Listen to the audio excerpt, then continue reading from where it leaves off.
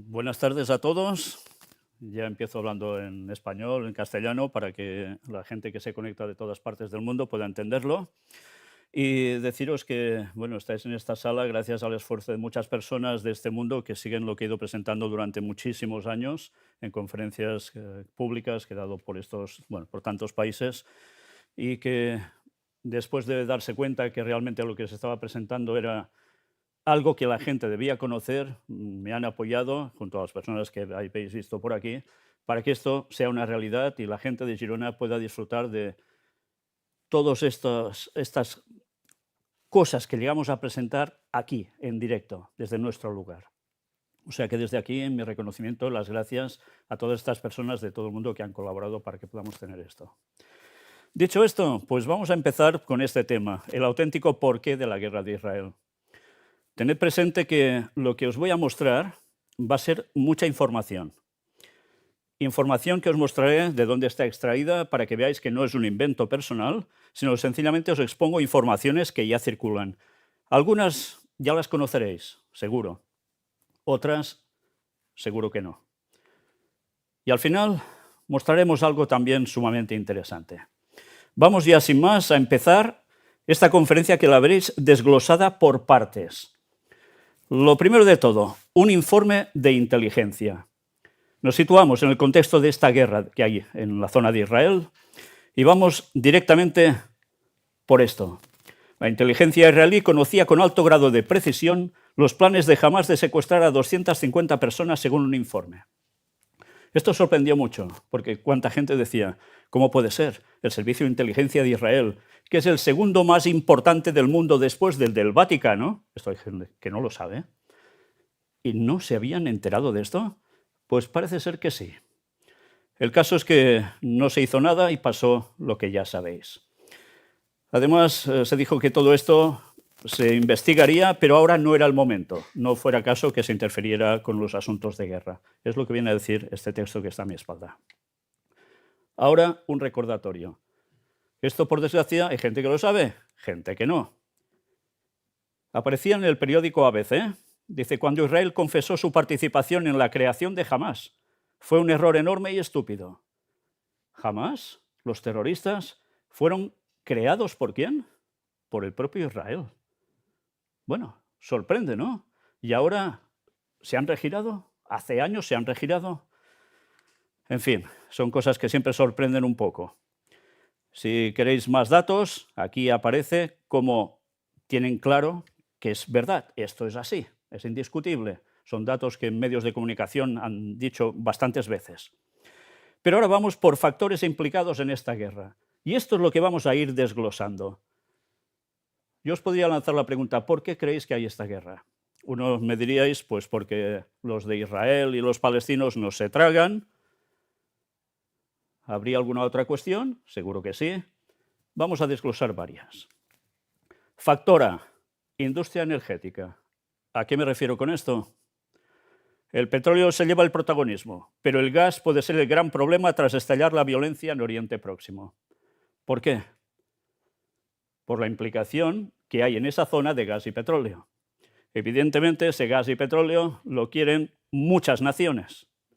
Luego se montan todas las excusas necesarias para que lo que va a parar a 4 bolsillos termine siendo un conflicto que puede llegar a ser mundial. Mirad este otro escrito: las deshonestas intenciones israelíes hacia los campos de gas de Gaza detrás de las causas oficiales y declaradas de la invasión de la Franja de Gaza. ¿Puede ser? Esto los medios de comunicación no se hacen mucha reseña, no hay mucho eco de esto. Bueno, pues aquí nos habla de precisamente esos yacimientos que están a 30 kilómetros de la costa de Gaza. Y mira por dónde, resulta que había una serie de convenios y tratos que ahora están saltando por los aires de quién debía llevarse los beneficios de todo lo que hay allí, de estos recursos energéticos, en Gaza y Cisjordania. Aquí veis el mapa donde abarca toda esta zona marítima en la cual hay precisamente estos recursos energéticos. Mira por dónde, veis que llega hasta el Líbano un poco arriba, veis que baja y también se extiende hacia la izquierda, hacia la zona de Chipre. Bueno, pues mira por dónde ahí hay unos grandes recursos, que quiere decir que son muchos dividendos y por tanto ya sabéis que aunque hay personas que fomentan que energía solar, energía tal y cual, lo que mueve el mundo sigue siendo el petróleo y el gas y lo que deja grandes dividendos, ¿cómo no? Bueno, aquí tenéis más datos porque lo que queda claro es que hay personas muy interesadas en que ese gas vaya a ciertos lugares, pero a otros no. El mapa del gas, también lo veis aquí, abarca más o menos la misma zona. Curiosamente, son los lugares donde hay guerra. Bueno, os voy pasando datos para no alargarme y hacerlo tedioso. Resulta que Turquía también está apareciendo en todo este juego de Israel, ¿verdad? Que si amenazas por aquí, amenazas por allá. Es que resulta que Turquía también está interesado en esos recursos. Se habla del Imperio Otomano, que Erdogan quiere revitalizarlo. Sí, puede ser, pero es que también quiere revitalizar la parte económica. Y por eso hay esas disputas, entre otras cosas. Aquí tenéis un artículo que habla de los yacimientos de gas frente a las costas de Gaza. Bueno, y así podríamos ir sacando artículos que por desgracia no suelen salir en medios tan masivos, pero que están.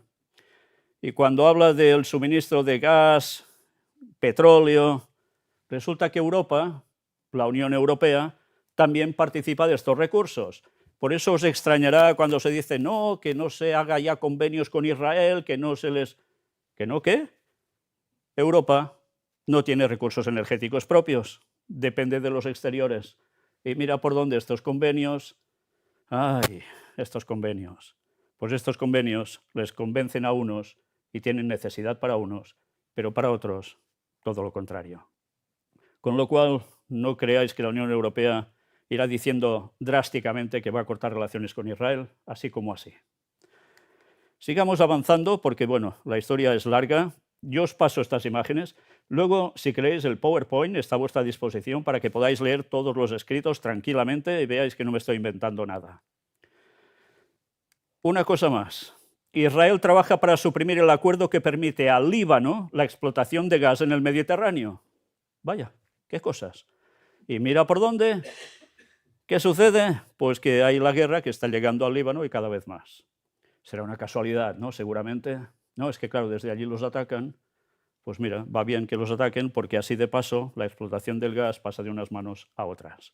Y ese convenio que estaba firmado hace años salta por los aires, nunca mejor dicho. Factor B. Este factor, por desgracia, no se habla mucho, pero es uno de los principales del por qué está sucediendo todo.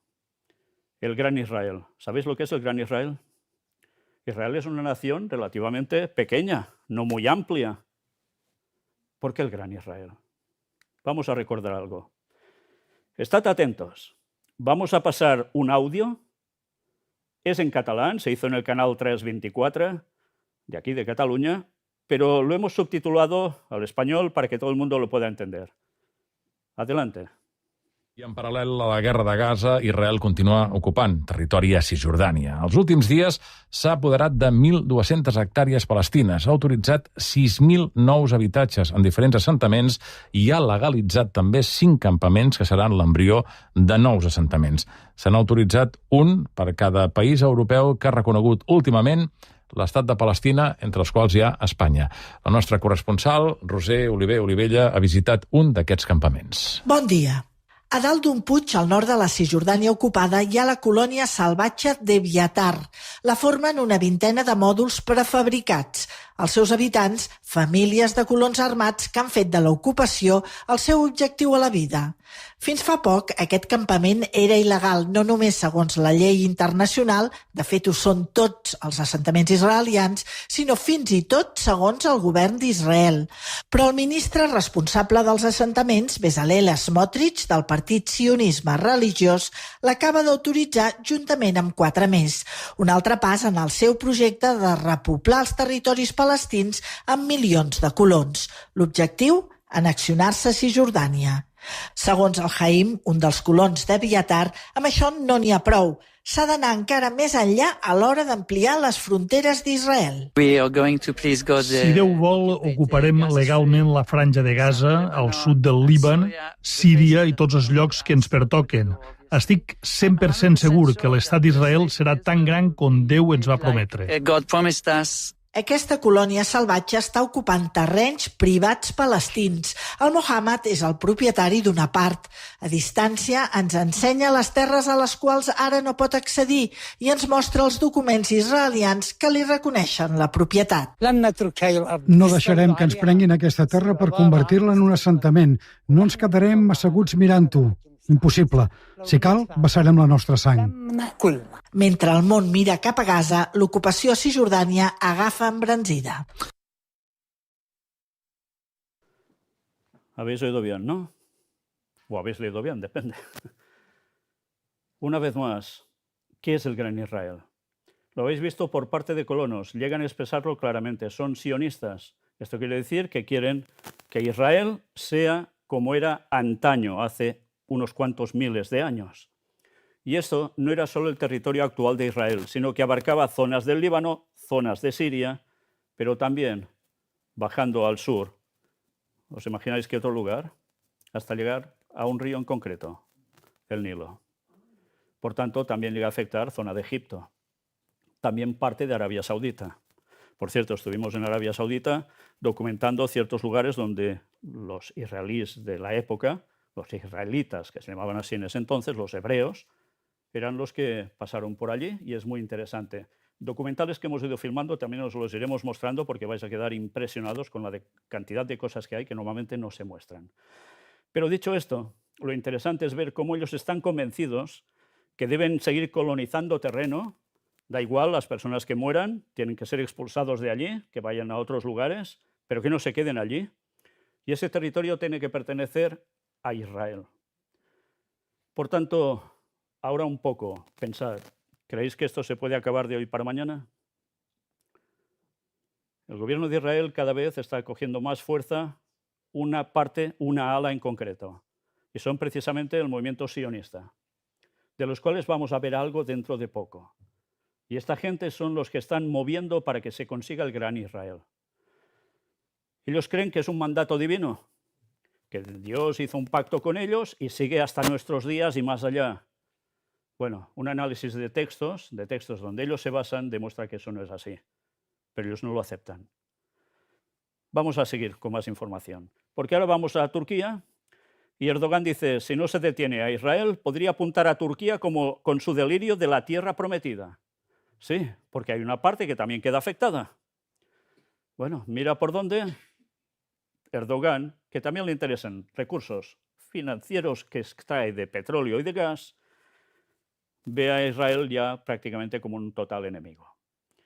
¿Creéis que la cosa va a quedar así, como si nada?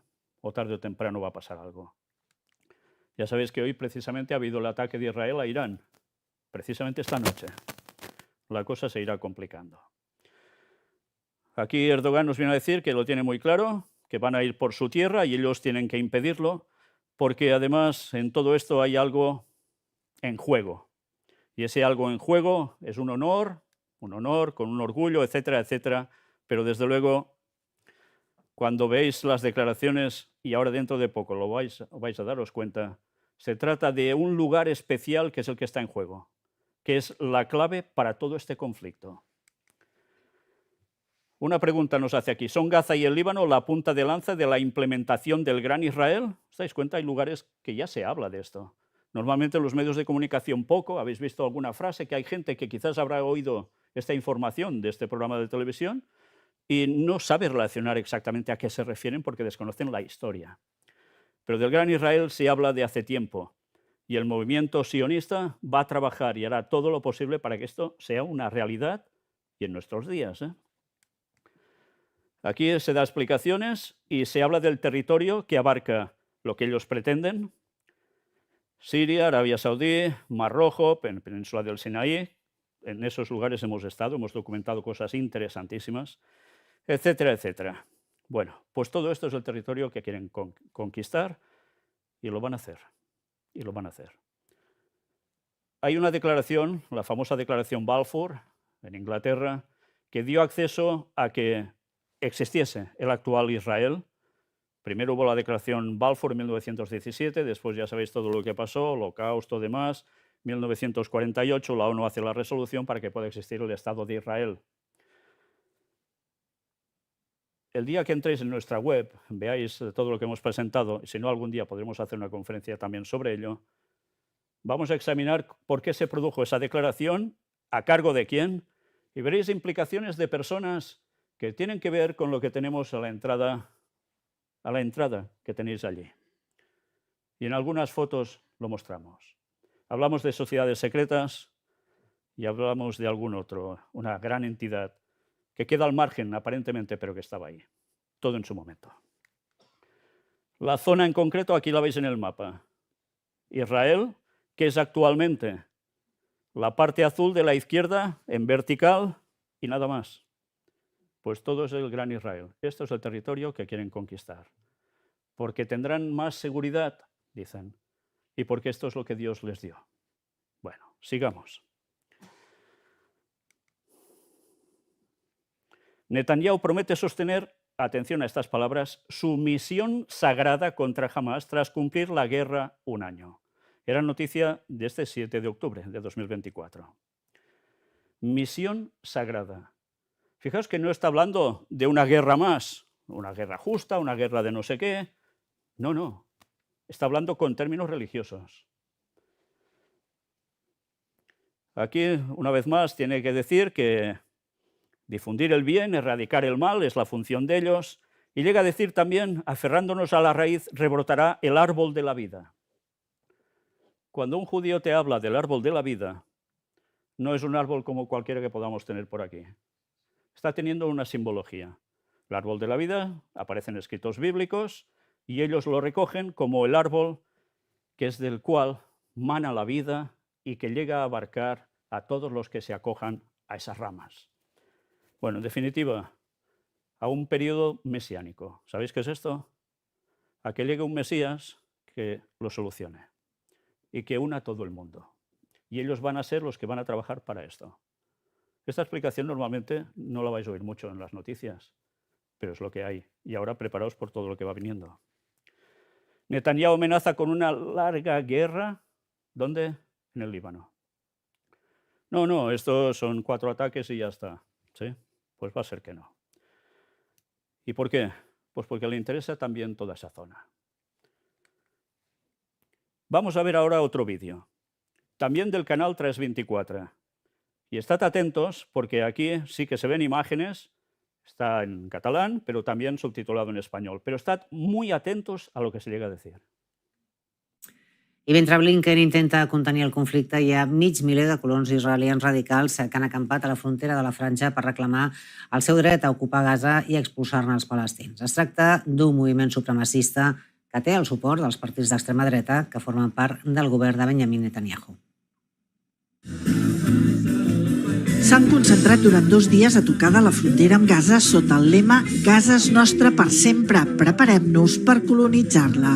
Mentre ballen, se senten clarament els atacs israelians a la franja. L'acampada compta amb la protecció de l'exèrcit i de la policia i activitats per les criatures mentre els grans discuteixen l'estratègia per tornar a construir assentaments a Gaza, il·legals segons el dret internacional. Diuen que ja hi ha 700 famílies disposades a anar a la que consideren part de la terra promesa per Déu. C'est la maison des Juifs. Et ça n'a pas commencé depuis 80 ans. Ça commence, comme j'ai dit tout à l'heure, depuis bien 3 000, 4 000 ans. L'acampada l'ha organitzat el moviment de colons Nahalà. La seva fundadora parla sense embuts de fer una neteja ètnica. You will witness how Jews go to Gaza and Arabs disappear from Gaza. They lost their right to stay in this holy place. Diuen que per colonitzar la franja faran el mateix que la Cisjordània ocupada, on ja s'hi han establert més de 350 assentaments.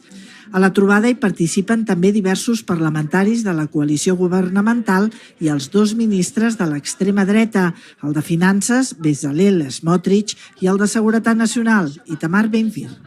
לעודד הגירה. האמת היא שזה הפתרון הכי מוסרי, הכי נכון, לא בכפייה, אבל להגיד להם, אנחנו נותנים לכם את האפשרות לכו מכאן לארצות אחרות, ארץ ישראל שלנו. Per aquesta gent, colonitzar la franja de Gaza, tornar-hi a construir assentaments, no és ni molt menys al final. Creuen que això també s'ha de fer al Líban. Roser Olivella, TV3, frontera amb Gaza. ¿Os habéis dado cuenta? Esto se tiene que alargar hasta el Líbano. Van a colonizar sí o sí. Son los que están apretando más dentro del gobierno de Israel, son los que están teniendo el poder dentro de ese gobierno, y esto continuará. Porque es que resulta que no son solo ellos en Israel los que apoyan esto. Vamos a ver que hay grupos de personas en otros lugares que dicen ser creyentes cristianos y también apoyan esto. Masacrar a quien haga falta para que ellos tengan esa tierra y allí suceda algo especial. Ya lo veremos. Vamos al factor C, porque este factor C no sé cuántos de aquí lo vais a conocer. El sacrificio de la vaca alazana y la construcción del tercer templo de Jerusalén. ¿Os suena de algo esto? A algunas personas no os va a sonar de nada, porque esto difícilmente se llega a oír en los medios de comunicación. Noticia del 26 de marzo de este año. En Israel se ha construido un enorme altar para el sacrificio de la vaquilla alazana. Y dices, ¿pero qué pasa? ¿Que juegan también a toreo? No, no es precisamente toreo lo que ellos van a hacer. ¿En qué consiste esto de la vaca alazana? Bueno, os lo voy a resumir un poco para no alargar mucho.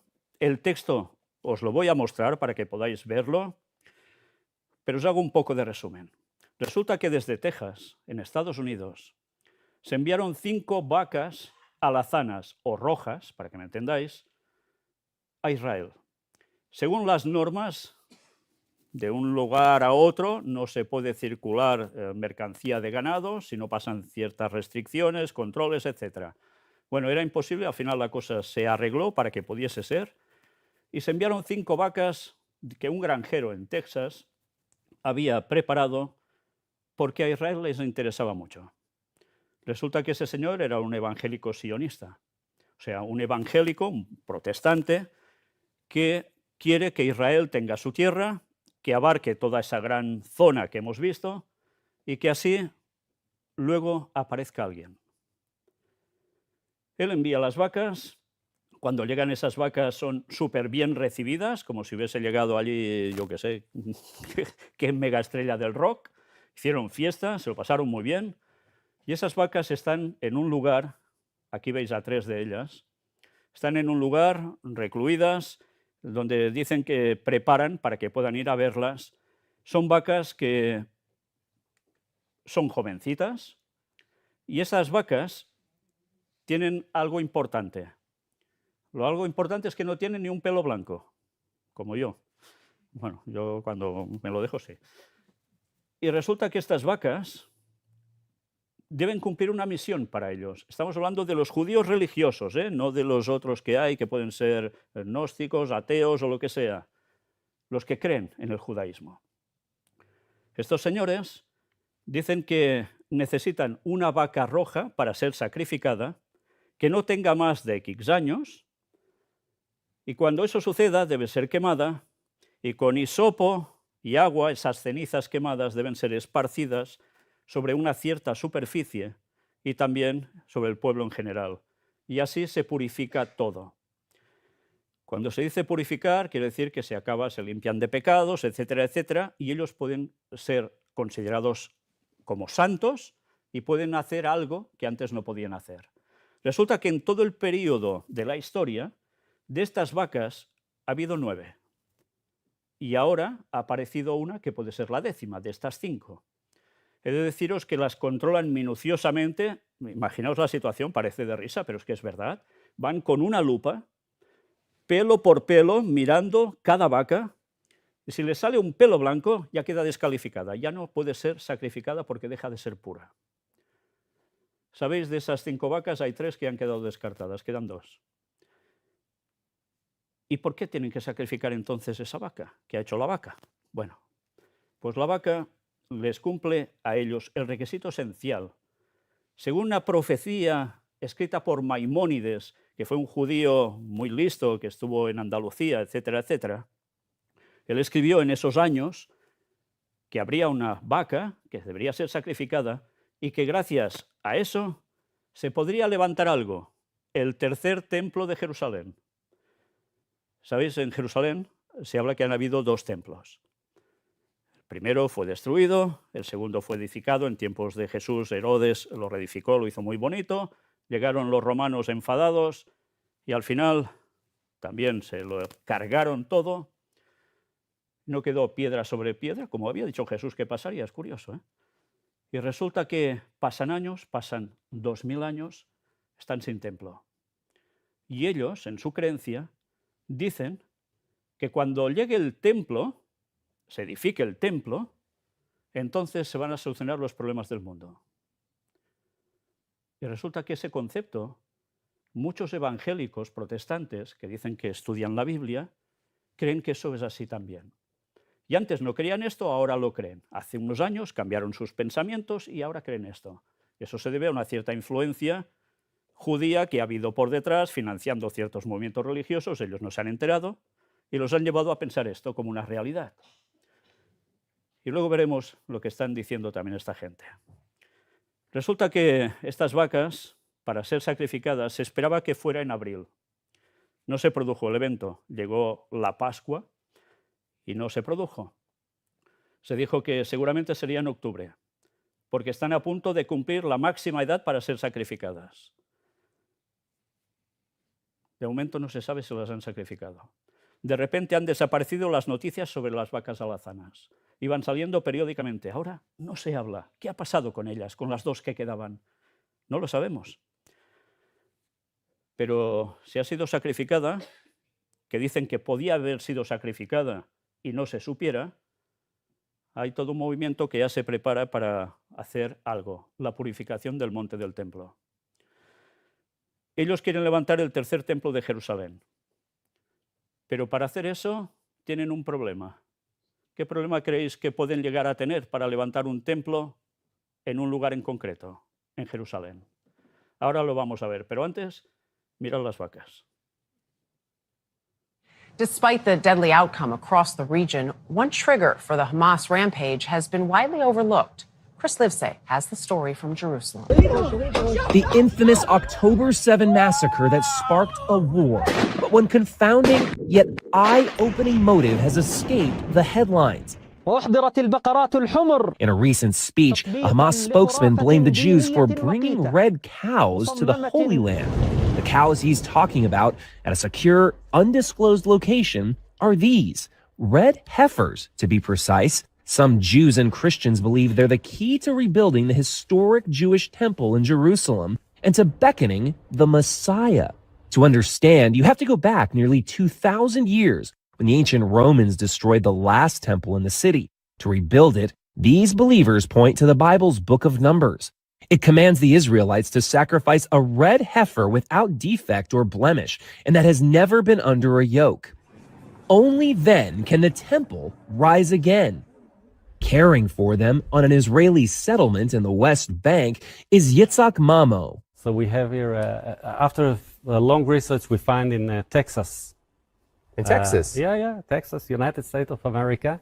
Texas Red Angus, flying them 7,000 miles to Israel. This is not a publicity stunt. What do you mean? Meaning, this is something you take very seriously. Harry Potter is a good story. The Bible is not story. The Bible is a way of God to lead us. A massive altar already awaits, where the heifers are to be burned. According to some believers, the ceremony needs to be performed right here on the Mount of Olives, looking directly into where the temple once stood. But something else now stands in its place. The Dome of the Rock and Al-Aqsa Mosque, among the holiest sites in Islam.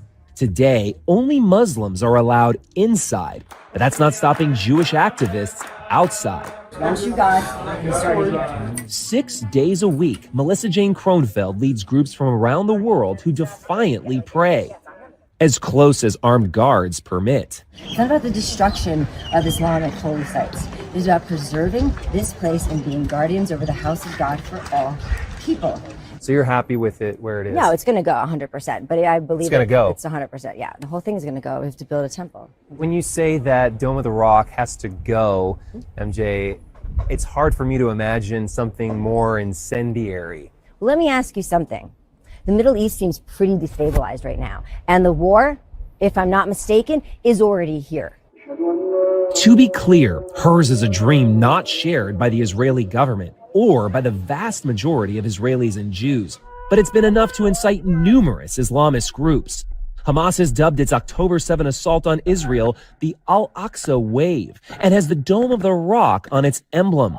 But this is sacred ground to billions of Muslims globally, not just Hamas terrorists, stresses Imam Mustafa Abu Sway of Al-Aqsa Mosque.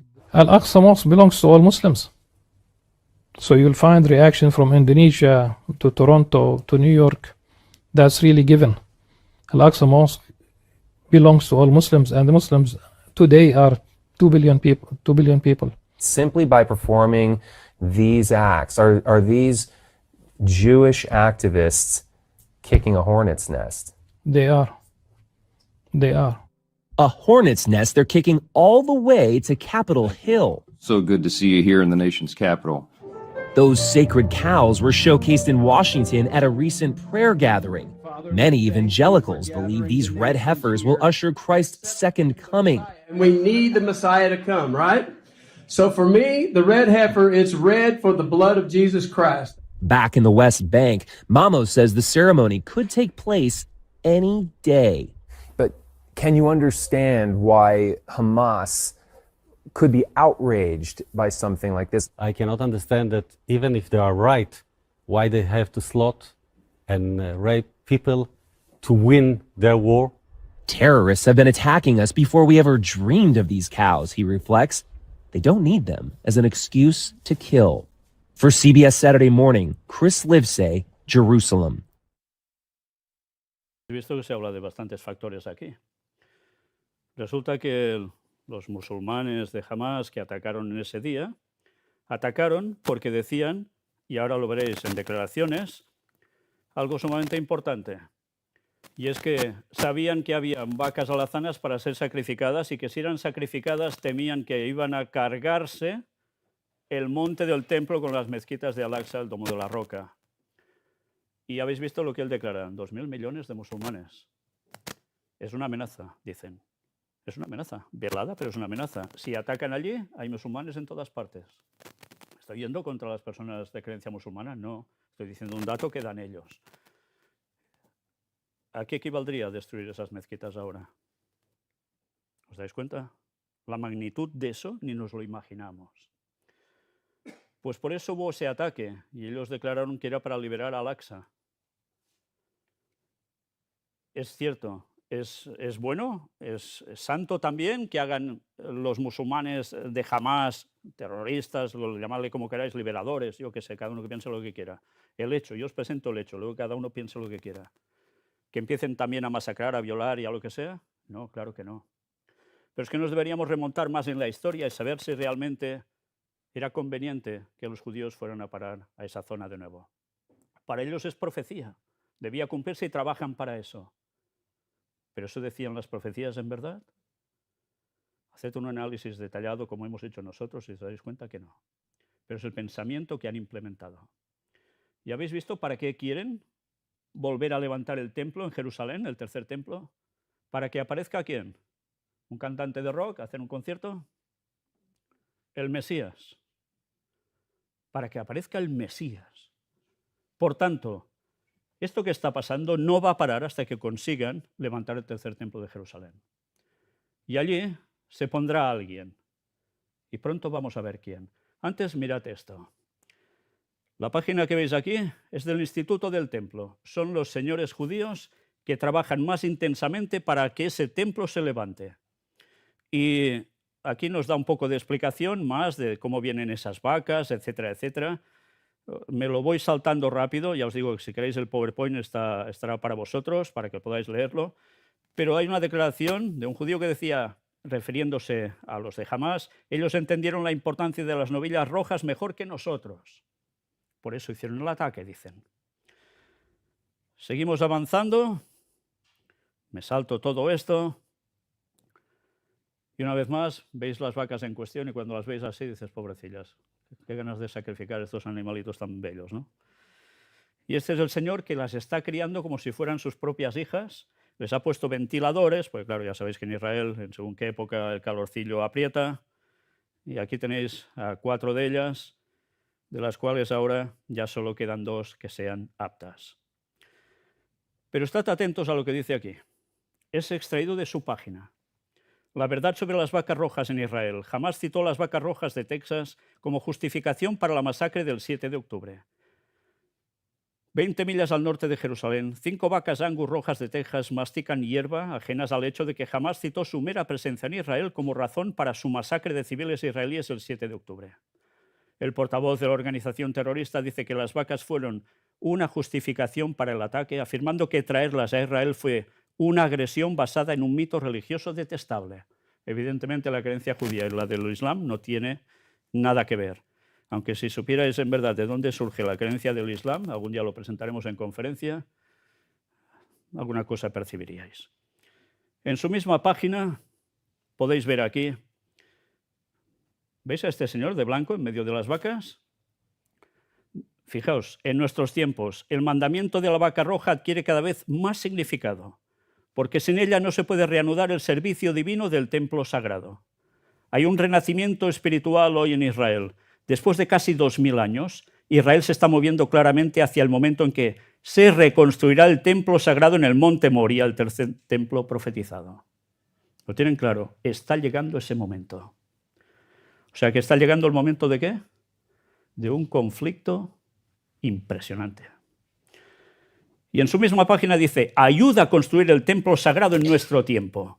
Dona generosamente para ayudar a la obra sagrada del instituto del templo. Cada contribución ayuda a reconstruir el templo sagrado en nuestro tiempo. Quieren que sea ahora, no de aquí 200 años. No, ya. ¿Conocéis a este señor de la imagen? No a mí, a este otro. Javier Milei. Estuvo en Jerusalén. Pues estad atentos a lo que llegó a decir aquí. Destrucción del segundo templo a manos de los romanos. The story took place after the destruction of the second temple by the Romans. Se encontraba Rabbi Akiva y sus colegas observando el monte del templo en ruinas y vieron a un zorro salir del lugar más santo de lo que era el templo. Rabbi Akiva and his colleagues were observing the Temple Mount in ruins, and they saw a fox leave the holiest of holies in the temple. No podría haber una escena más desalentadora que aquella. There could have been no more disheartening scene than that. Frente a esta terrible escena, los rabinos lloraron en señal de duelo, pero Rabbi Akiva comenzó a reír. In the face of this terrible scene, the rabbis cried in mourning, but Rabbi Akiva started to laugh. Sus colegas le preguntaron cómo podía reír frente a semejante tragedia, a lo que Rabbi Akiva respondió. His colleagues asked how he could possibly laugh in the face of such a tragedy, to which Rabbi Akiva answered. Hay una profecía acerca de la destrucción que relata que un zorro irrumpiría en el lugar más santo. There's a prophecy about the destruction that says that a fox will break into the holiest of holies. También hay otra profecía que relata que este mismo lugar será reconstruido. There is another prophecy that says that the same place will be rebuilt. Ahora que veo con mis propios ojos cumplirse la primera profecía, now that I see with my own eyes the first prophecy come true, me río de alegría y esperanza, ya que de seguro se cumplirá la segunda profecía. I laugh in joy and full of hope, as the second prophecy will surely come true. Es una referencia a 2 profecías, una tiene que ver con un zorro que pasaría por allí, etc. Dice que ya ha sucedido eso y ahora se va a cumplir la segunda profecía. Ya veis que lleva una kipá en la cabeza, ese gorrito típico de los judíos, tapando la coronilla. ¿Por qué? Pues porque él sigue las enseñanzas de un judío prominente, de una zona europea, etcétera, etcétera. Y cuando fue allí, pues evidentemente ya veis cómo denota cuál es su estilo, ¿no? Por tanto, él también ha subido al poder en Argentina y está apoyando toda esta cuestión.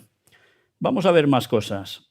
Ahora vais a ver una presentación de un señor llamado Ezra Cohen. Cohen, en hebreo, significa sacerdote, y este señor, curiosamente, ¿qué presenta? Fijaos en las imágenes. Habla de la antesala, que dice aquí, profetizada reconstrucción del templo de Salomón, pero el tercer templo. Mirad esta imagen que muestra en pantalla, mientras da su charla. Se ve que la mezquita, la cúpula dorada, el domo de la roca. ¿Y aquí qué veis? Es el mismo lugar, pero hay algo que no está y otra cosa que sí. ¿Veis algo amarillo allí? Ya no está. Ha volado. Y ahí hay el tercer templo de Jerusalén. Están trabajando para esto. ¿Os extraña que la guerra empezara ahora cuando las vacas estaban a punto de ser sacrificadas? ¿Creéis que es una casualidad de la vida y ya está? ¿En serio? Un ministro israelí visita la mezquita de Al-Aqsa y afirma que pertenece solo a Israel. ¿Conocéis a este señor? Ha salido antes en el vídeo, que decía que Israel es nuestro y demás. Pues es él. Este señor lo tiene claro. Tienen que hacer esto sí o sí. Y es el que está marcando la pauta a nivel internacional con todo lo que está haciendo y diciendo. Total, que Al-Aqsa a la porra. Jamás se pronuncia tras el asesinato del máximo líder de Hezbollah. Mirad qué llegan a decir. Jamás reafirmó su absoluta solidaridad y apoyo a Hezbollah y a la resistencia islámica del Líbano, que participan para defender, ¿el qué? La mezquita de Al-Aqsa junto a nuestro pueblo y nuestra resistencia. Por eso ellos están en conflicto con Israel, porque creen que ese tercer lugar sagrado del Islam va a ser dinamitado. Incluso dicen que si hubiese un terremoto y esas mezquitas se desploman, eso había sido provocado por Israel. Porque ya sabéis, hay la máquina de hacer terremotos. Eso lo presentamos hace muchos años ya en conferencias. Bueno, pues es lo que ellos temen y por tanto actúan en guerra. En fin, ellos lo justifican así. Luego resulta que en el famoso Muro de los Lamentos, donde ya sabéis que van los judíos y empiezan dando esos impulsos hacia adelante, hacia la pared y vuelven hacia atrás, allí hay un momento de bendición sacerdotal. Sí, porque ellos ya están así, con sacerdotes, con levitas, etcétera, gente que trabajaba para el templo de antaño y ahora hay de ellos también, los han preparado para eso. Y dan una bendición. Y en esa bendición resulta que bendicen también al ejército. Aquí todos reunidos, los veis, son muchísima gente. Y mirad que llevan algunos, no sé cuántos, del ejército de Israel cosido en sus hombreras o en el brazo. ¿Sabéis qué es? Es la representación del tercer templo de Jerusalén.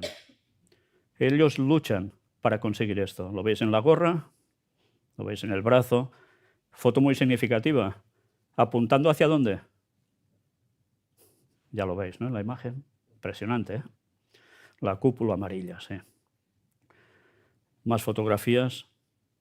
Ellos luchan por esto. Quieren el tercer templo de Jerusalén. Esto no solo va de, mira, son gente que nos estorban para ir creciendo.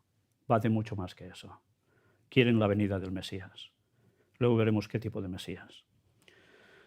Aquí una vez más van a ese lugar que no pueden ir a orar, ya sabéis, o a rezar, llamadle como queráis.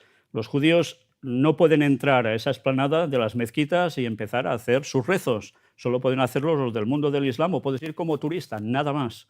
Bueno, pues han intentado hacerlo varias veces y es interesante porque fijaos la frase final que dice que pronto reconstruyamos nuestro santo templo, una casa de oración para todas las naciones, cita Isaías 56:7, y pongamos fin a esta locura de una vez y para siempre. Felices fiestas. Una casa de oración para todas las naciones. Antes ha aparecido en uno de los vídeos también esta frase. Tenedla presente porque lo vamos a ver repetida y cómo. Mirad este mapa, este plano, mejor dicho. De arriba hay la mezquita, allí bien puesta en el medio, bien centradita. Mirad abajo, es donde debe ir el tercer templo de Jerusalén. Han hecho estudios, han visto cómo estaba en la antigüedad el templo, donde estaba ubicado. No se puede evitar. La mezquita allí estorba. Tiene que salir de allí como sea. ¿Creéis que lo van a hacer fácilmente, sin que no haya derramamiento de sangre y que nos implique a todos? ¿Quién trabajó para la arquitectura de todo ese lugar? Fundación Rothschild. Bueno, sé que algunos de vosotros, de los que estáis aquí, algo conocéis sobre este tema. Pues sí, los que están bastante arriba en las sociedades secretas, en masonería concretamente, han trabajado, porque son unidos plenamente a judíos, para esto, para hacer un análisis exhaustivo dónde debía estar el templo. Sigamos viendo más cosas. Aquí lo veis también, cómo sería a la izquierda, cómo sería después. Y aquí también el autor de 2 libros que habla precisamente sobre este plano que habéis visto.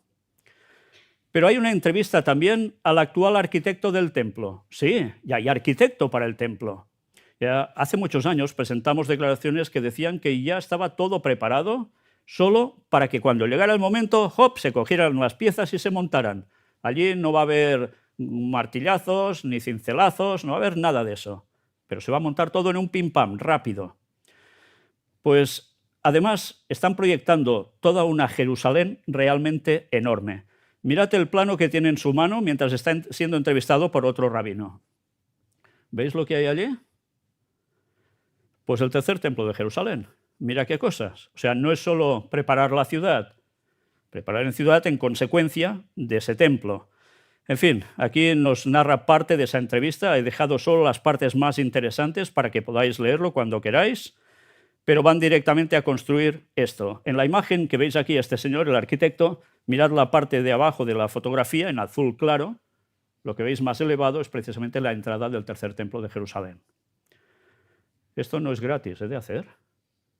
Esto vale dinero. ¿Pero creéis que esto vale dinero y ya está? ¿Y se han gastado todo el dinero en estos planos? Preparaos ahora y veréis. Bueno, dice que toda su vida ha estado esperando esto, trabaja para ello sí o sí, y están muy felices porque van a hacer una mega ciudad impresionante. ¿Os extraña que vayan conquistando territorios? Bueno, sigamos avanzando para ir un poco más deprisa. Está hablando de una ciudad de kilómetros, kilómetros y kilómetros. Aquí el plano, que antes lo veíamos en azul, aquí lo veis puesto así, más planos que hay, etcétera, etcétera. Pero volvemos a la página del Instituto del Templo. Os he dicho que os quedaréis con una frase, ¿verdad? ¿Recordáis cuál era? La misma que veremos aquí. Vamos hacia la parte de abajo. Únase a nosotros mientras trabajamos juntos para hacer de Hashem, o sea, Dios, una casa de oración para todas las naciones.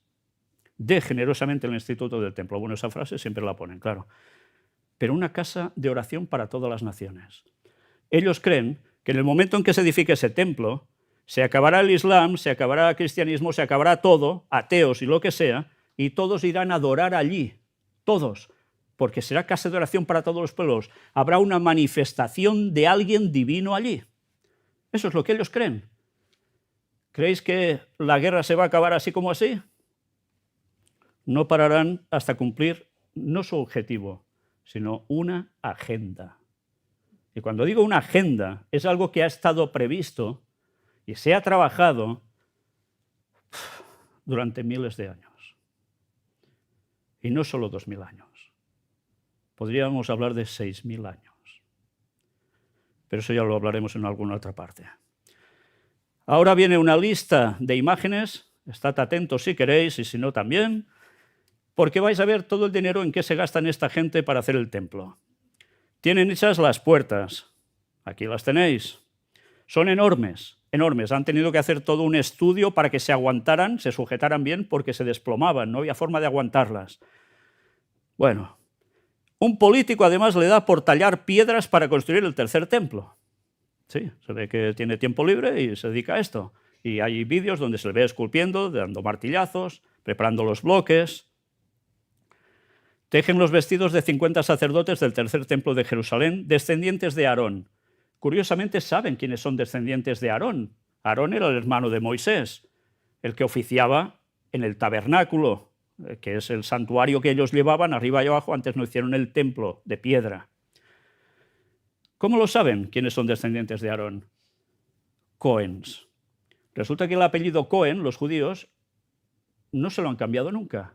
Han pasado generaciones y generaciones y ese apellido siempre ha estado. Quizá pensáis, los de cierta edad, Leonard Cohen, el cantante, era ateo, pero resulta que venía de ellos. Qué cosas, ¿eh? Los otros judíos se han podido cambiar el nombre.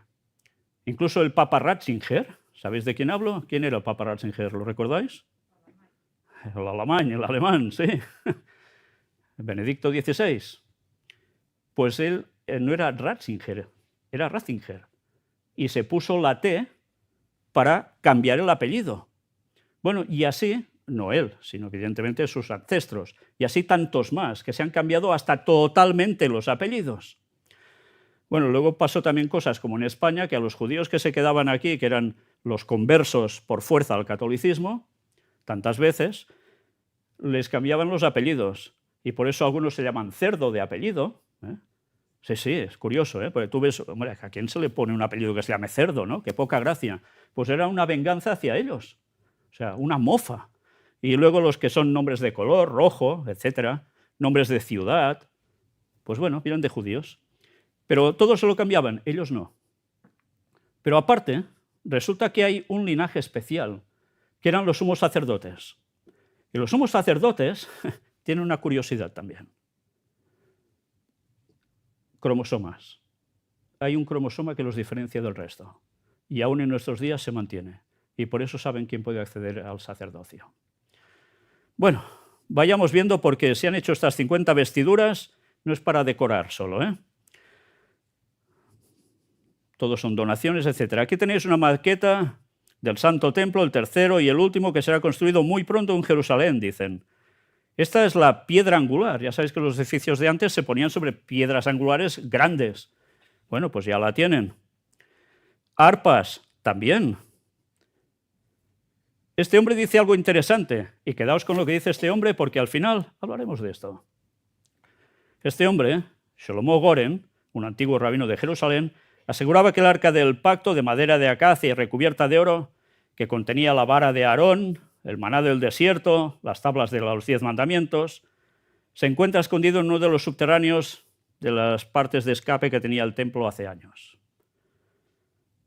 Dicen que está allí. ¿Saben dónde está? ¿La tienen? Luego hablaremos de esto. Y atención ahora, el sumo sacerdote llevaba una diadema. No la tienen, han hecho una réplica. Esto es oro macizo. Las vestiduras de sumo sacerdote, vasija de plata. Ahora veréis utensilios y maquetas del tercer templo, todo lo que van teniendo para que cuando llegue el momento ya esté todo preparado. Esta es la maqueta de cómo va a ser el tercer templo de Jerusalén. ¿Lo veis mejor así? El niño de al lado, evidentemente judío. Esto está en el lugar del Museo del Monte del Templo, que ellos tienen el Instituto del Templo. Vamos pasando imágenes. Esto es la famosa menorá, el candelabro de 7 brazos. También lo han hecho, es totalmente macizo de oro. Trompetas de plata. Esto lo tienen en un lugar público, la gente puede verlo. Son las vestimentas del sumo sacerdote, con 12 piedras incrustadas aquí. Los tejidos, cómo los hacen y todo. Utensilios que van a ser directamente para ser empleados en ese templo. El altar del incienso, copia de lo que era antes. Así va a ser por dentro, más o menos, ya lo tienen previsto. Los cuernos que tocaban antes, las arpas, las trompetitas de plata. Aquí tenéis el altar de incienso con más detalle. Flautas también. ¿Flautas? ¿Para qué quieren flautas? Pues porque también hay cantores y músicos del templo. Como antaño con el rey David, que tocaba el arpa y habían coros y demás, pues lo mismo. Cada detalle lo tienen más que previsto. Voy saltando cosas. Vamos directamente a esto que están haciendo aquí. Son representaciones de lo que harán cuando tengan el templo. Distintas fiestas, como la de Pesaj o Pascua, etcétera, etcétera. Ellos montan un escenario y allí, estos que veis de blanco, son los levitas, los que oficiarán allí. Han sido preparados para eso. Están haciendo todos los rituales, gente que va a verlos. La cabrita esta, bueno, esta no la sacrificaron que yo sepa, pero es lo que van a volver a hacer cuando levanten el templo. Van a volver a hacer sacrificios. Sí, van a volver a hacer sacrificios. Una época que se habla de que todos veganos y no sé qué, van a hacer sacrificios. ¿Y sabéis por qué van a hacer sacrificios? Porque dicen que Jesús no fue el Mesías. y Jesús, que simbolizaban esos sacrificios que hacían, que cuando Él viniera se acababa, que pagaba el inocente por los pecados de todos, resulta que, como no lo han aceptado, van a volver a hacer sacrificios. Y esto lo están apoyando cristianos. Sí, sí. Bueno, sigamos. Aquí los veis haciendo más de lo suyo. Y vamos a seguir avanzando porque también hacen libaciones, como se hacía antes, derramamientos de agua, etcétera, etcétera. Y esto lo están haciendo ya. Lo tienen todo preparado para en el momento oportuno hacerlo ya en el templo. Pero mirad, también han trabajado para preparar el aceite para ungir al rey Mesías. Sí, como antaño, un aceite especial. Y también resulta que en la antigüedad había unas vestiduras que llevaban carmesí. El carmesí, ¿sabéis cómo se consigue ese color carmesí? Bueno, hay mujeres que utilizan el pintalabios, les queda un rojillo allí, está hecho con insectos. Bien, pues eso se pone en la boca. Yo me callo ya para no liarla. Pero el carmesí, ellos lo han buscado hasta conseguirlo del modo más original. ¿Y qué han hecho? Pues han ido a buscar las fuentes de todos los textos para indicar de dónde estaba extraído, y aquí los veis por los campos de Israel, buscando entre los árboles y la vegetación, a encontrar unos bichitos que ponen, hacen todo un licuado, que prefiero que no lo bebáis, pero así se consigue ese tono carmesí. Ya veis todo el proceso, y todo el hilo queda teñido así. Esto es el hisopo, la rama de hisopo, que junto a todo lo que van a hacer les va a servir para oficiar allí. Y este es el ritual que quieren volver a hacer, como antaño, que había todo un acueducto donde bajaba agua o pasaba agua hasta llegar a esa zona. Pues mirad qué tienen arriba, la vaca roja, la vaca lazana. Bueno, lo están preparando para volver como hacían antes. Y ahora hablemos un poco de los cantores levitas. Sí, también se preparan para cantar en el templo. ¿Queréis ver un poco de sus cantos? Tienen su ritmillo, no creáis. Ya veréis.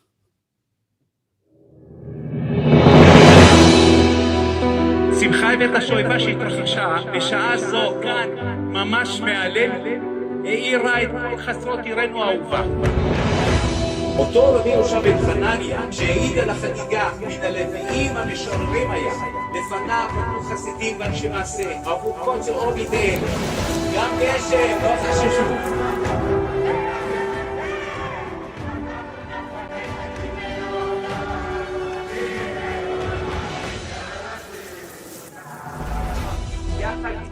מאוד מביאים על המעלות המקומיות עליהם פסקו עולי הרגל החוגגים, מתרגשים ושמחים להמשיך ולנגן ולשיר אותם בנגינתו של רבי יהושע בן חנניה המשורר הלוי, כי את המנגינה הזאת אי אפשר להחליף.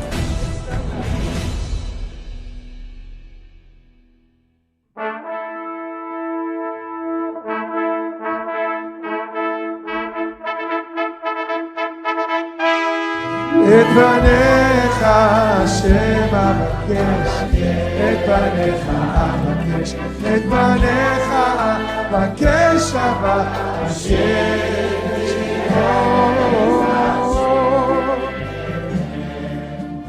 כל ימי חייך בבית השם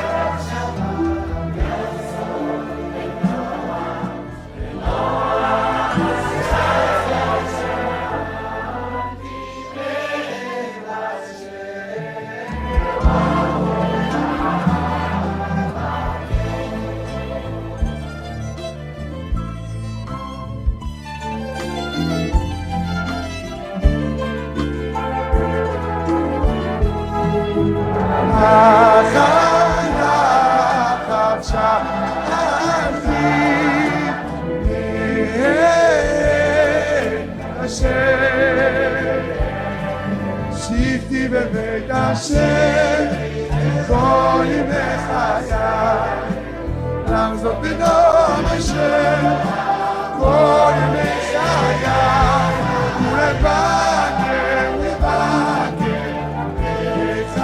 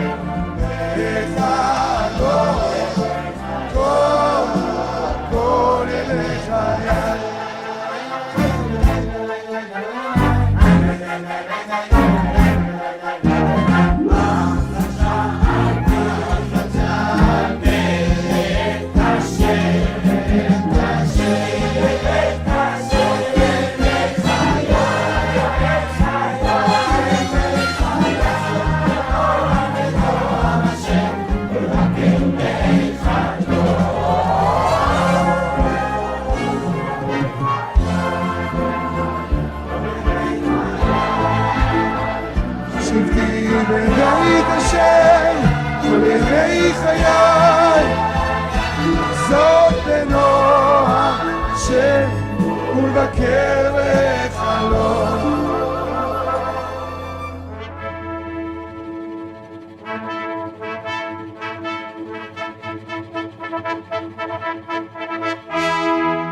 שיתי בבית השם כל ימי חיי, לחזור בנועם השם. He de deciros que el vídeo lo hemos acortado porque es muy repetitivo, está basado en un salmo, pero ya veis que es, una vez más, enfocado ¿a qué? A pasar todos los días en el templo. Van completamente concentrados a esta cuestión. Habéis visto que van en un ritmo que empiezan suavecitos, luego se alegran y da ganas hasta de moverse, ¿no? Bueno, saben hacerlo bien. Ciudadanos de Israel, buenas noticias en nuestra boca. Esto de un medio israelí. Olemos el tercer templo acercándose. Vaya, cómo se lo huelen, ¿eh? Luego nos habla de una profecía sobre la llegada del Mesías, podría desencadenar la Tercera Guerra Mundial. Esto era Catalunya Press, una noticia extraída de aquí. El tercer templo de Jerusalén es una condición imprescindible para la llegada del Redentor. Sí, de esto va el tema. Aquí nos dan una serie de detalles también de toda esta cuestión, pero tienen claro que levantar ese tercer templo podía provocar una gran guerra. Bien, esa gran guerra ya estamos en ella y aún irá más. Sigo avanzando. Vamos a otro factor, el D. Los cristianos protestantes dispensacionalistas. Son cristianos protestantes evangélicos que cogen una serie de profecías, las ponen ahora para estos momentos y dicen que son los momentos esenciales en los cuales va a aparecer el Mesías. Sabéis que bíblicamente se habla que Jesús mismo profetizó, y otros profetas y apóstoles, que Jesús volvería. Él mismo lo dijo.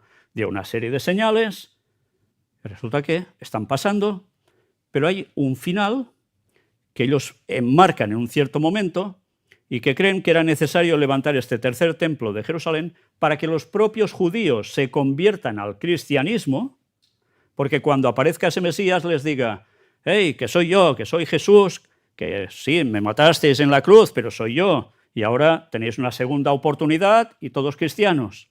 Esto es a lo que van. Pero para hacer eso les importa un bledo si los judíos de Israel, no todos evidentemente, porque hay gente que está en contra de esto, van matando mujeres, niños y todo lo que encuentren por en medio porque ellos les atacaron. Todo porque no se va a la raíz del origen de esta nación actual de Israel. Ya os he dicho, si queréis saber el origen de esa nación y el por qué, tendréis que ir a parar a sociedades secretas, pero también deberéis parar a un pequeño estado de Europa, de un país latino, y hablaremos de eso también en su momento.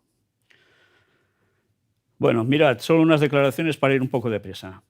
El pastor evangélico Greg Locke insta a Israel a convertir Gaza en un estacionamiento, destruir la cúpula de la roca y reconstruir el tercer templo para acelerar la segunda venida de Jesús. Ellos tienen que hacer algo para que Jesús vuelva ya. Y eso quiere decir apoyar financieramente a todo esto. ¿Sabéis que los protestantes, especialmente norteamericanos, son los que más dinero gastan en invertir hacia Israel para que consigan hacer esto? Estamos hablando miles y miles de personas. Miles. Y estamos hablando de un capital inmenso. Y todo eso va a esas arcas para hacer este despropósito. Algunos dirán, no, pero si es lo que ponen los textos. Los textos no ponen eso cuando se analizan bien. Y en su momento también lo presentaremos. El caso es que ellos defienden que todo esto pase. Si hay que invertir en armamento, invertir en lo que sea para que aniquilen o hagan fuera a toda esa gente, pues hay que hacerlo. Porque el Mesías tiene que volver sí o sí de este modo. Lástima de la interpretación que lleva a masacres y llevará muchas masacres más aún. Y luego se dicen cristianos. Bueno, factore. Ahora vamos al meollo de la cuestión. Os he dicho que había un país latino de Europa que está involucrado en todo esto. El factor es ecumenismo y el Vaticano a Jerusalén. ¿Habíais oído alguna vez esto, que el Vaticano quiere ir a Jerusalén? Vamos a ver algo. Este escrito está extraído de La Voz de Galicia, un periódico de aquí, de Galicia. Bueno, de aquí mismo no, un poco más para allá, pero el Estado español, para que me entendáis, recuperaron un escrito de hace muchos años. Mirad qué escribieron aquí, porque es sumamente interesante. Se piensa nada menos que en reunir 1.000 millones en todo el mundo cristiano para comprar Tierra Santa a Turquía y regalársela al Papa. Esto evidentemente no es de ahora. En 1892, La Voz, el periódico, calificaba de cruzada de nuevo género esta iniciativa para hacerse con una Palestina en la que, según contaba también el periódico, ya comenzaban a establecerse millonarios judíos. 1892. ¿Estaba hecha la Declaración Balfour? No. Ya se estaba moviendo antes. No, que están buscando tierra para los judíos en Argentina, en La Pampa, en un país africano. No, al final tiene que ser en ese lugar. Estos señores no viene de cuando surge el movimiento sionista ya conocido por Theodor Herzl, etc. No, ya viene de antes, se viene trabajando de antes. ¿Recordáis unos señores, ya que aquí pone cruzada de nuevo género, que se dedicaron a hacer unas cruzadas en esa zona de Jerusalén para poder quedarse allí? Las cruzadas que hacía ¿quién? ¿Motivadas por quién? Por el Papa de turno. Habló de un Papa en Roma. Instaron a hacer cruzadas para que el Vaticano, el poder papal, se pudiese poner en Jerusalén. ¿Por qué en Jerusalén? Bueno, de dónde surge todo prácticamente, y toda la historia de Jesús no es en Roma. En Roma ellos dicen que sí, Pedro, etcétera, etcétera, pero se quieren centrar en Jerusalén, porque Jerusalén es el ombligo del mundo. Bueno, mirad cómo continúa esto. Medio siglo antes de que Israel proclamase su independencia el 14 de mayo de 1948, o de lo que los palestinos llaman el Día de la Catástrofe, La Voz daba cuenta de otra rivalidad que surgía entonces por estas tierras, en la que estos días corre una vez más la sangre de la intolerancia. En marzo de 1892, fecha del curioso artículo que hemos encontrado en nuestro archivo, el sionismo venía apoyando desde un decenio atrás la primera gran ola de emigrantes judíos a Palestina, por entonces una región del Imperio Otomano, que huían de las persecuciones rusas. Así se entiende el comienzo de una crónica que recordaba que ya desde las cruzadas el cristianismo también reclamaba para sí aquellos territorios. Bueno, debería matizarse. Más que el cristianismo debería decirse el catolicismo. No es lo mismo siempre, ¿eh? En nuestros tiempos, los millonarios judíos han soñado con la reconstitución del antiguo reino de Israel en Palestina, llegando hasta comprar allí grandes terrenos. La empresa ha suscitado la rivalidad de los cristianos y empiezan a lucir los albores de una cruzada de nuevo género. Curiosa la fijación de unos y otros por esta tierra a la que Mark Twain, unos años antes, había definido en su libro de viajes Inocentes a bordo, escrito en 1869, como triste y abatida, desolada, sin vegetación ni población humana, con un silencio lamentable, sin un ser humano, donde hasta los olivos y los cactus han desertado. Sí, así estaba Jerusalén en esos tiempos, ¿eh? El caso es que La Voz incluso indicaba el precio de esta cruzada a golpe de talonario. Se piensa nada menos que en reunir 1.000 millones de pesetas. Era, ya sabéis, los de fuera, para otros países os lo digo, la peseta era la moneda que había aquí antes de entrar el famoso euro. Y en esa época 1.000 millones era una cantidad impresionante. Bueno, no sé si alguien quiere hacer la conversión a nuestro tiempo, que se dedique a ello. 12.000 millones de euros en la actualidad, más contando el valor que debería tener entonces, o con ese. Genial, pues imaginaos si os dan eso a vosotros, ¿eh? Qué alegría, ¿no? ¿Os daban? Bueno, pues es lo que querían hacer. Para comprar Tierra Santa a Turquía y regalársela al Papa. Mira, qué detallito, ¿eh? Cuyo poder temporal quedaría restablecido de este modo. ¿Por qué dice poder temporal quedaría restablecido de este modo? Pues porque tenían problemas para restablecer el poder que habían tenido durante 1260 años. Masacrando a otros cristianos que no pensaban como ellos. Masacrando, sí, masacrando. Lo mismo que está pasando ahora allí. Pero necesitaban otra vez tener un poder, pues esto se lo iba a dar. Y encima desde Jerusalén. El periódico también deslizaba que el propio León XIII no se mostraba refractario a la idea, o sea, no, nada contrario. El día 1 de marzo, en su alocución al Sacro Colegio, habló del celo de Inocencio III por la liberación de Palestina, cosa que despertó mucha curiosidad en todo el mundo porque no se adivinaba a lo que se refería a su santidad. Solo deciros una cosa, ¿sabéis quién era Inocencio III? Inocencio III era el papa de turno que en esos años sobre los 1200 se dedicó a masacrar a los cátaros. ¿Os suenan los cátaros? Preparaos porque vamos a preparar nosotros también toda la documentación y documentales que hemos hecho sobre los cátaros, difundiendo la auténtica verdad de ellos, no lo que dijo el catolicismo que eran. Mostraremos la verdad. Y os vais a quedar tiesos, porque hay gente en la actualidad que dice que son cátaros y lo que son me lo reservo. Nada que ver, nada que ver. Pues esos señores eran cristianos auténticos, fueron masacrados por el papado, perseguidos. Toda la zona de Occitania, de Italia, parte de Italia, llegaron hasta nuestras tierras, etcétera, etcétera. Bueno, pues este era el San Papa que quería también la liberación de Palestina para poder acceder a todo esto. Y señalaba la voz.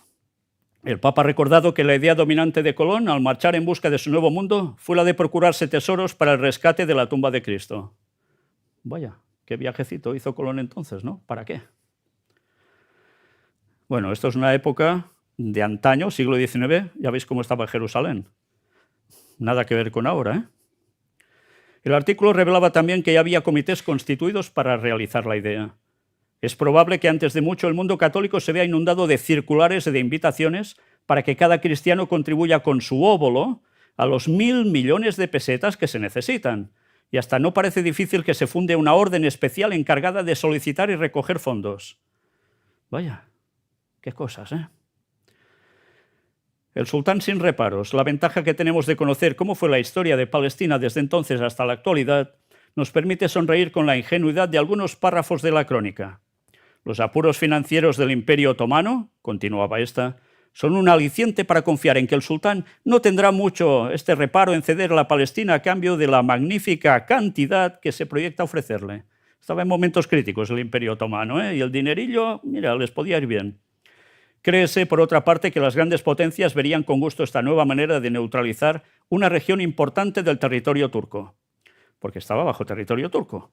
Y no se antoja tampoco difícil, dadas las relaciones cordialísimas que el Vaticano mantiene con los países protestantes y cismáticos, que todas las naciones de Europa consintieran en garantizar unidas la neutralidad de los nuevos estados pontificios. ¿Nuevos estados pontificios dónde? Ya lo veis, allí. Seguramente sería Italia la primera en iniciar un movimiento en tal sentido. Bueno, pues así estaba la historia. Aquí nos habla de todos los judíos que enviaban, etcétera, etcétera. Dicen, la única duda, y va concluyendo ese artículo de 1892, está en si el Papa abandonará Roma para ir a establecerse en Tierra Santa. Hallándose Roma en poder de Italia, parece Jerusalén la capital nata del cristianismo, pero el Vaticano está muy apegado a la tradición. Visto lo visto, parece que haberse quedado en casa fue la mejor decisión que tomó León XIII, si es que aquella cruzada de nuevo cuños llegó a dar algún paso más allá de las intenciones de la que se hacía eco la voz. No es que no quisiera ir allí, es que no pudo. Circunstancias hicieron que no pudiese ir allí, si no el Vaticano ya estaría en Jerusalén. Entonces pensad un poco, y ahora veréis más. El propósito del Vaticano siempre ha sido Jerusalén, situarse allí. ¿Qué puede pasar?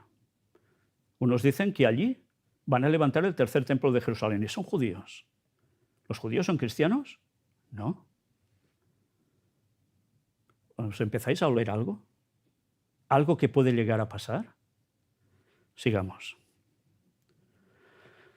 Atención a esto. Este libro lo compré, es una auténtica joya por lo que dice allí.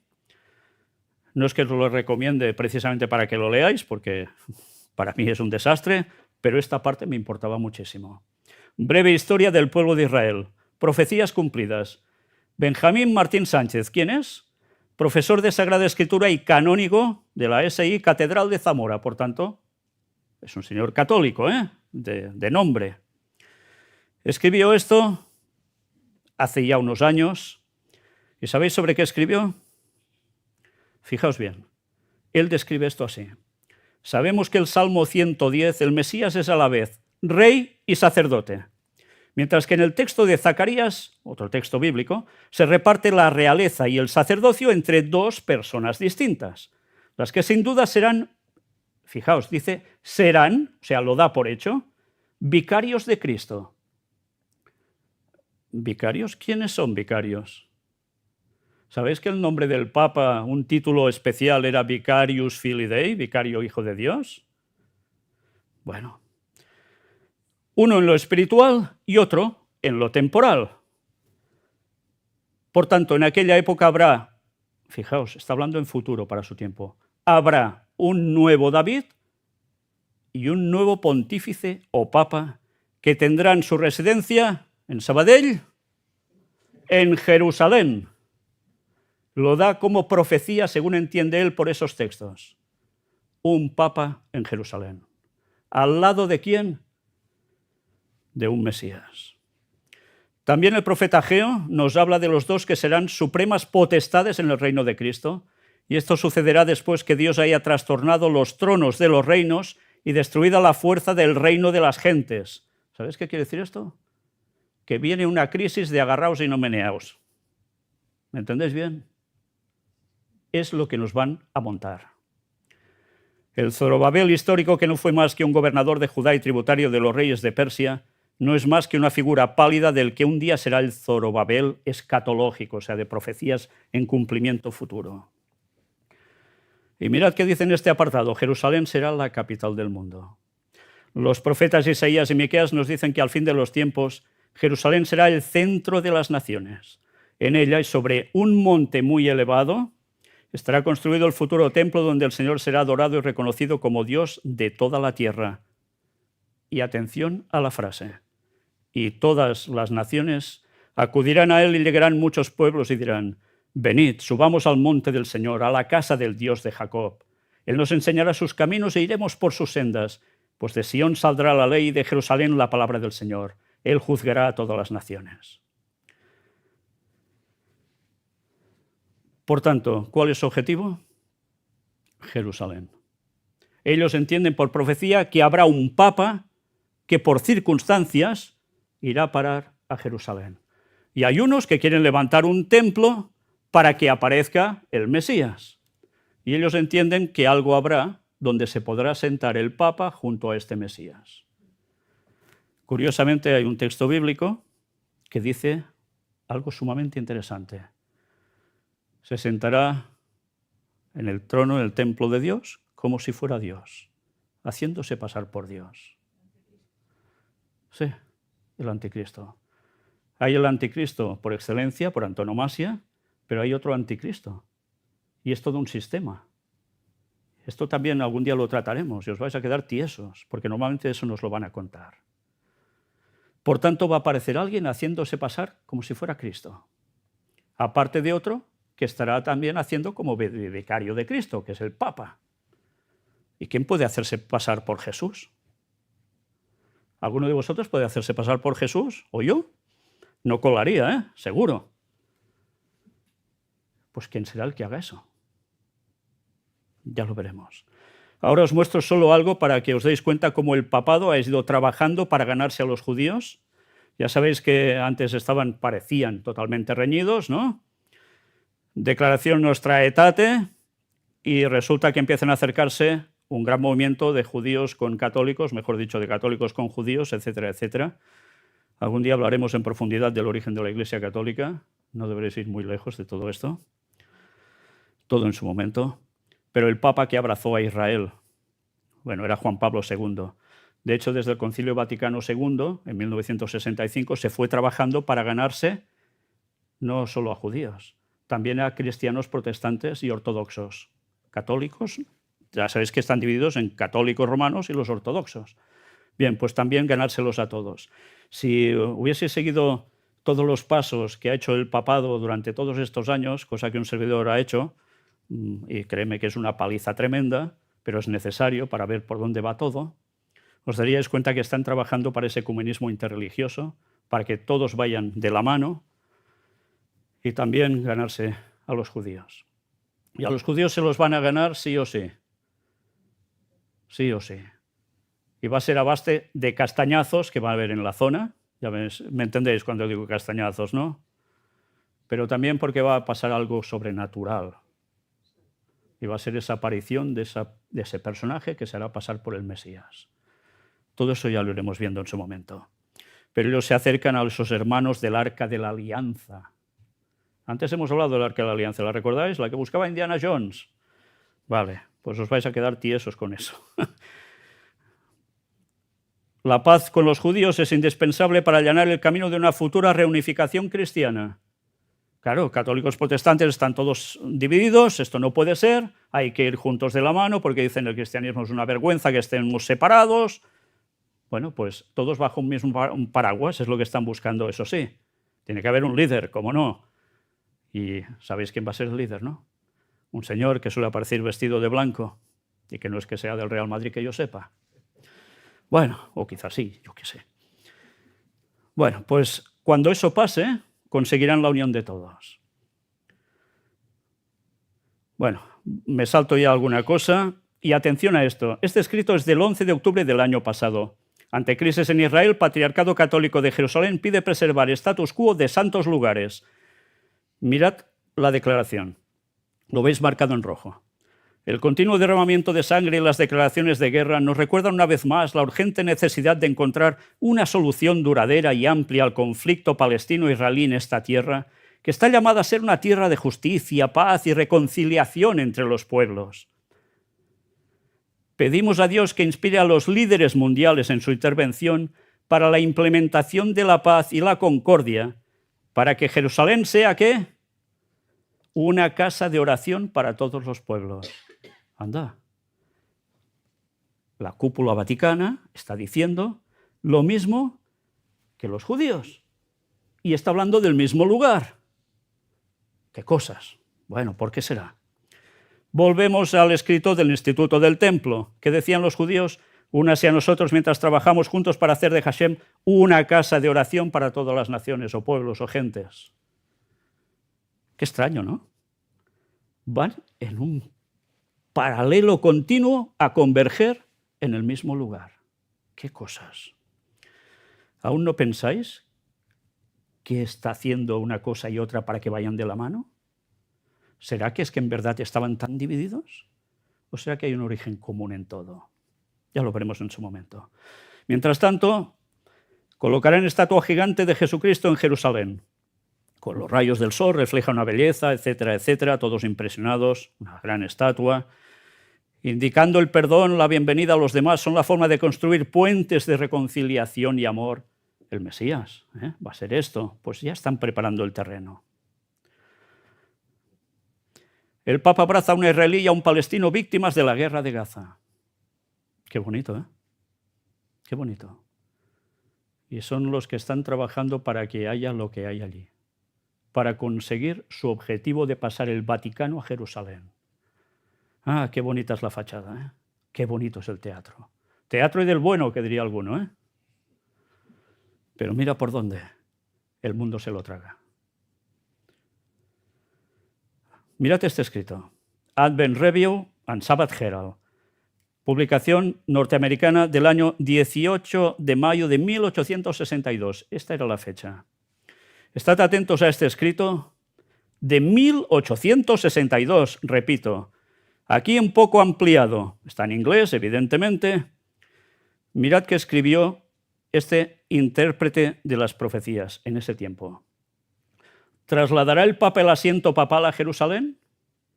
Un corresponsal de Liverpool Mercury, escribiendo desde Roma, afirma que los oficiales franceses últimamente han estado muy ocupados obteniendo información sobre Jerusalén y el estado de las cosas en esa ciudad. Agrega que habrían estado tomando medidas en varias localidades, particularmente en el terreno que se encuentra alrededor de la mezquita de Omar en el Monte Moria. ¿Cuál es este lugar? Es el templo, ¿eh?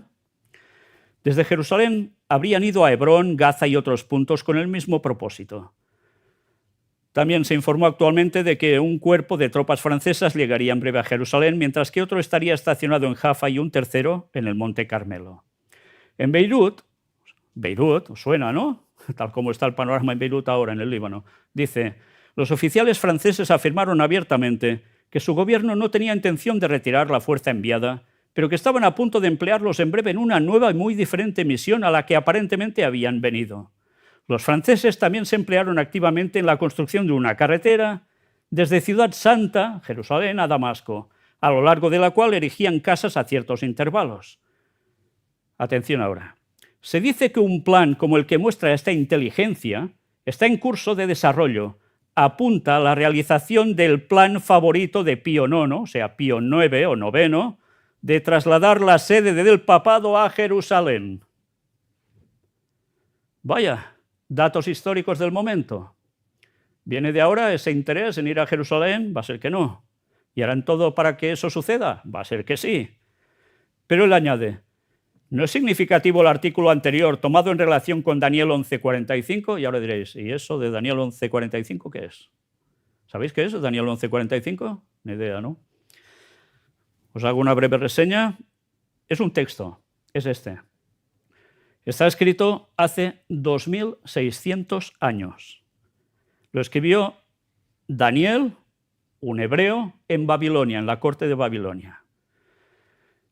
En profecía dice, pero al cabo del tiempo, o al fin del tiempo, dice, en otras traducciones, el rey del sur contenderá con él, y el rey del norte se levantará contra él como una tempestad, con carros y gente de a caballo y muchas naves, y entrará por las tierras e inundará y pasará. Entrará a la tierra gloriosa. ¿Cuál es la tierra gloriosa? La zona de Jerusalén, Israel, ¿no?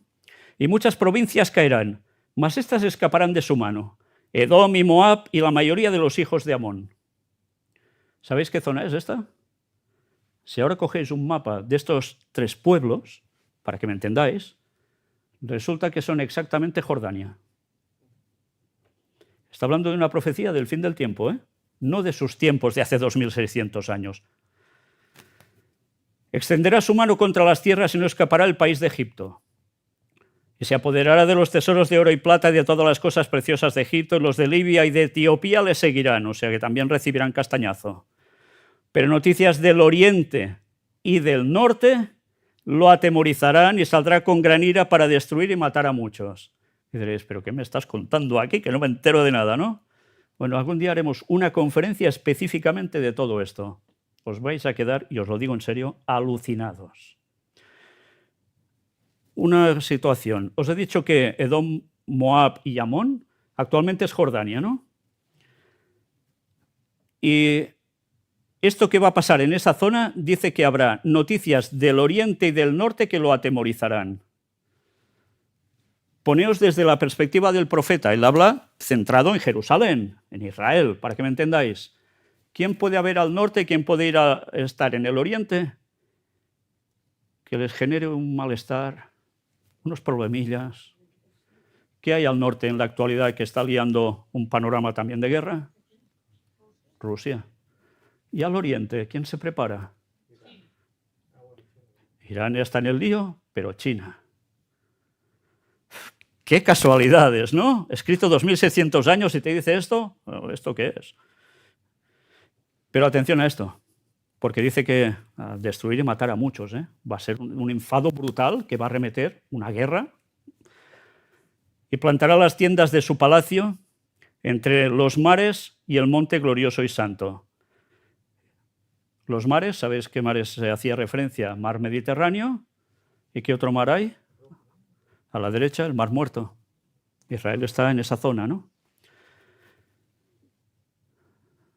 Pero es más, otras traducciones más exactas dice que pondrá las tiendas de su palacio entre los mares, dice, en el monte glorioso y santo. O sea, justo en el lugar donde estamos hablando que hay las mezquitas y quieren levantar el tercer templo de Jerusalén. Alguien pondrá sus tiendas de su palacio, o sea, su poder. Mira, y el Vaticano quiere ir allí. Qué cosas, ¿eh?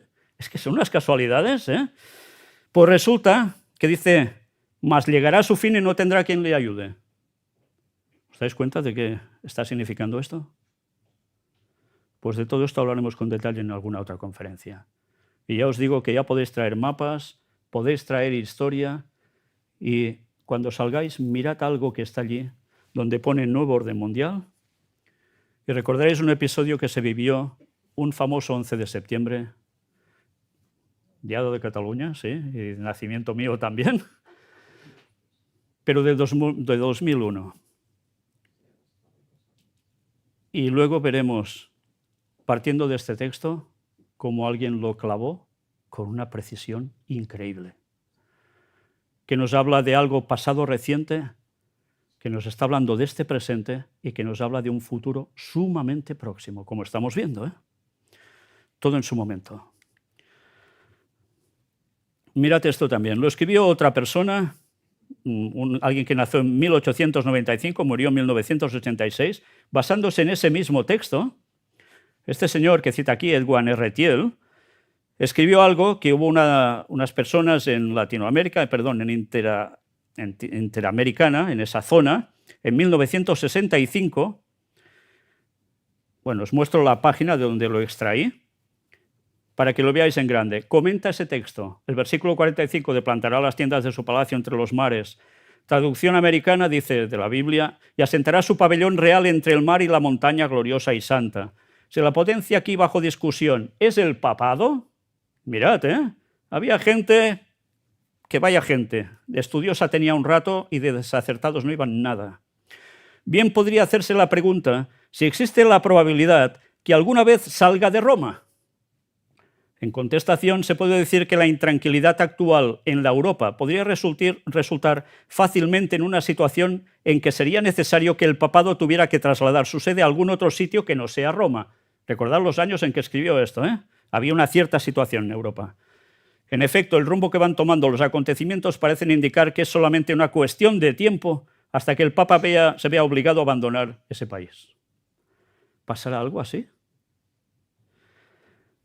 En ese tiempo decían, 1944, los italianos saben que si los comunistas en algún tiempo futuro llegasen a gobernar a Italia, la mano de Moscú sería puesta sobre el Santo Padre, el Papa.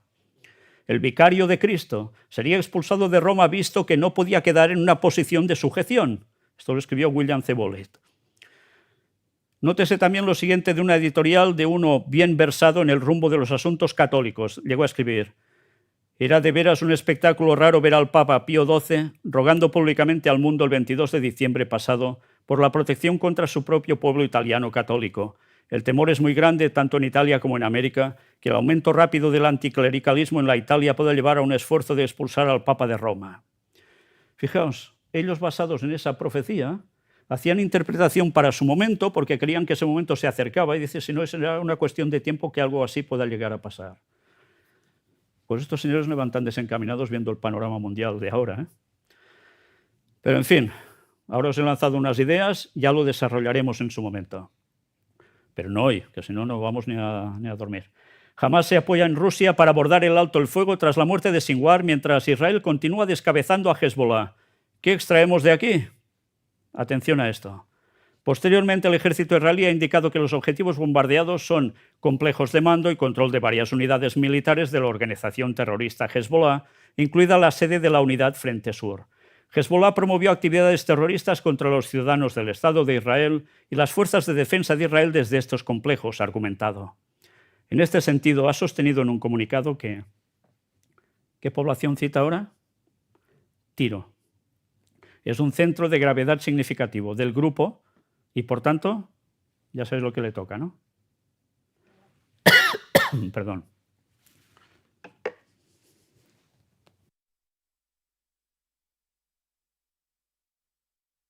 Pues Tiro también va a recibir. ¿Qué cosas? Y ahora el objetivo más importante, el objeto más importante que no tendrán en el tercer templo. ¿Sabéis cuál? ¿Qué pensáis que es? Perdón. El Estatuto del Templo afirma saber la ubicación real del Arca de la Alianza. Está bien escondida, no perdida. ¿Está escondida? ¿La encontró Indiana Jones? Me salto el artículo, podréis leerlo. Ellos dicen que saben dónde está. Y yo os afirmo que saben realmente dónde está. Pero dicen públicamente otra cosa. Paso todo el artículo y ahora resulta que hacen algo también. Mirad esto. Con la vista puesta en ganar la guerra y construir el tercer templo judío, se exhibe una réplica del arca en Jerusalén. Ha costado una fortuna.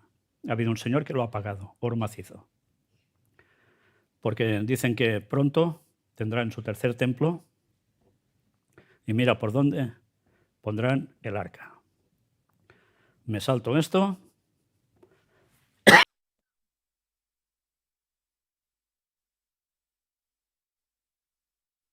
Lo último, esta es la representación que han hecho.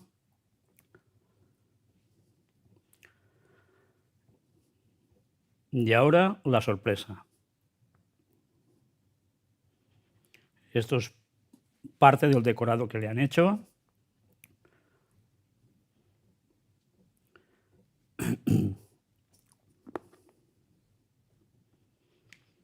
¿Qué veis aquí? El hombre que halló el arca de la alianza. ¿Ha sido hallada?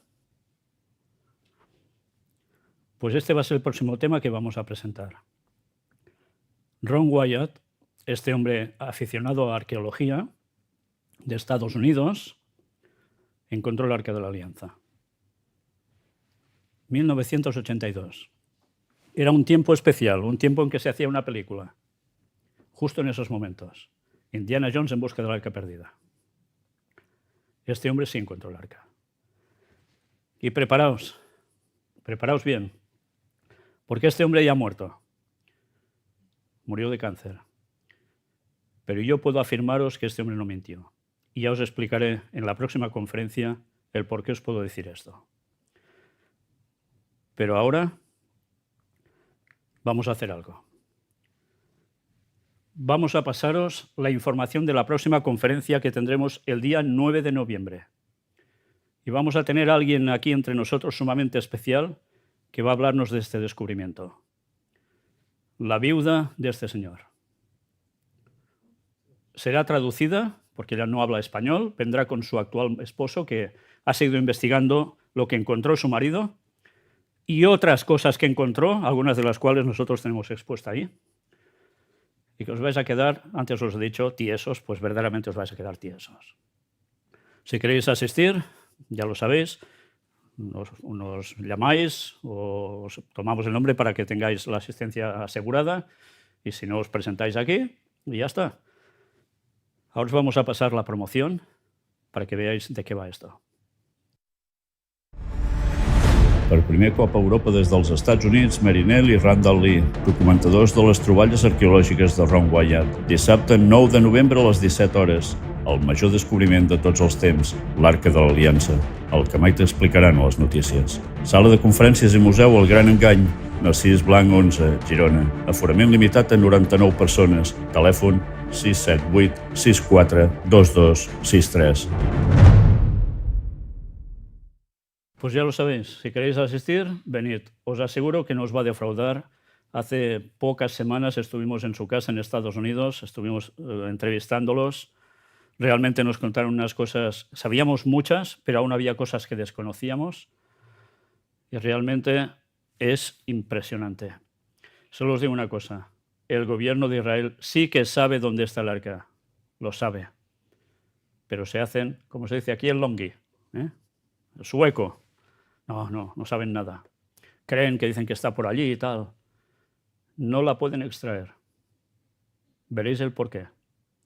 Y os digo que os vais a quedar tiesos de nuevo, porque realmente es la única reacción que podráis llegar a tener.